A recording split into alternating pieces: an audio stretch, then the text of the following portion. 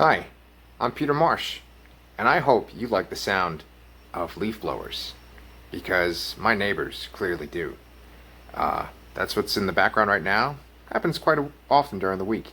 People are just out there blowing leaves, raking shit, just, doing stuff to keep busy during this quarantine time.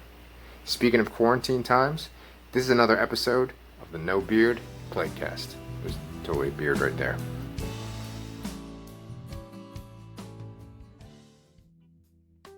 Today, I'm going to review the book Blackbirds by CHUCK WENDING. Let's just get right into it. I don't have a lot of experience with reading novels that are sensational just for the sake of being sensational. I've read a few horror novels by Brian Keene, filled with over-the-top gore and disturbing imagery, but I expect that from a book in the horror genre.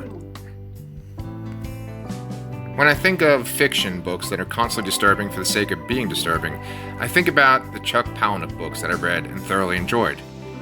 The Palahniuk books I read always felt like they were a commentary on an aspect of modern culture. Don't get me wrong, I'm not a prude. A lot of my favorite films are movies that your typical moviegoer would blanch at.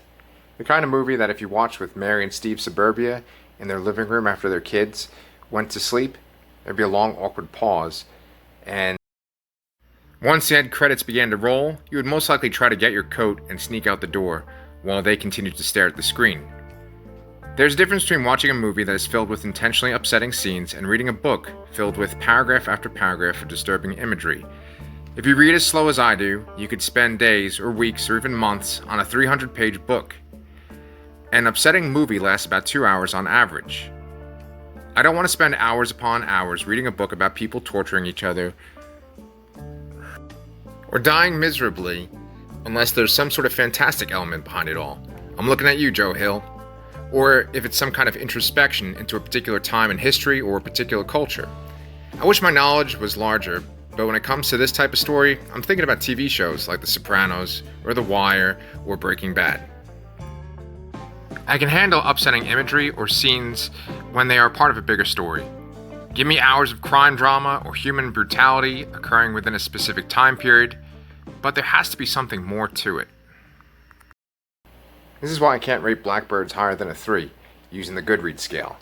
Yes, there is organized crime within the book. Yes, Miriam Black has a supernatural ability, but both these aspects of Blackbirds really seem like they are just there to serve CHUCK WENDING the ability to write out something gruesome while trying to make it sound clever and poetic. Chuck swings for the fences pretty much once per page. Every other page, he hits a double. And on the other pages, he strikes out. Once in a while, there's an out-of-the-park home run, which usually causes me to chuckle. Often I groaned, not at the descriptions of bodies slowly being filleted or eyeballs being stabbed by fishing knives, but at the references to mundane things that are described in such an extreme way. Miriam doesn't drink a normal cup of coffee in the book. The coffee is either piss from a diseased kidney, or it is orgasm-inducingly good. Everything is always in extremes. I can understand a character who has been living the hitchhiker's life since a god-awful tragedy triggered her prescient abilities might think in an extreme way, but even an over-exaggerated fictional character has moments of banality in a good story. I know this sounds like I didn't enjoy the book. I'm going to give it a 3 though, which I would consider to be like a 60 or a 70, on Goodreads. Though the descriptions and dialogue are constantly over the top, the book is never boring.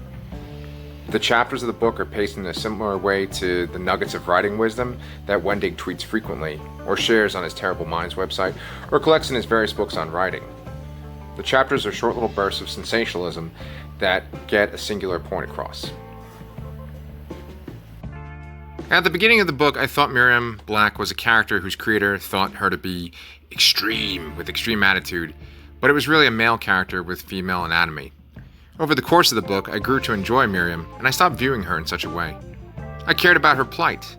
Not to spoil anything, but Miriam lets her wall down around the middle of the book, and lets a sense of empathy drive her instead of a sense of self-preservation.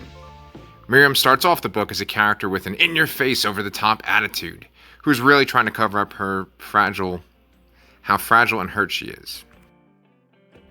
She bounces from one confrontation to the next, illustrating how chaotic and dangerous her life has become.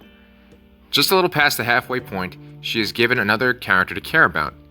and antagonists to run the holy hell away from. The book becomes far more enjoyable once this transition occurs. I'd like to read more adventures featuring Miriam, especially after she learns more about her ability to predict people's deaths. If the sequels to Blackbirds allude to a bigger picture that is tied to Miriam's powers, and there are other characters that Miriam will interact with that are not as over the top as Miriam herself or some of the antagonists, then I would be on board for reading them. I can look past the constant sensationalism if there's clear proof that there is more to Miriam's story than reasons to write graphic descriptions in a poetic way. So that's my review for Blackbirds. Thank you for watching. I have a review of a Valiant comic book trade coming up pretty soon. That'll be on the next episode of the No Beard Plaguecast. Thanks for your time. Please stay safe.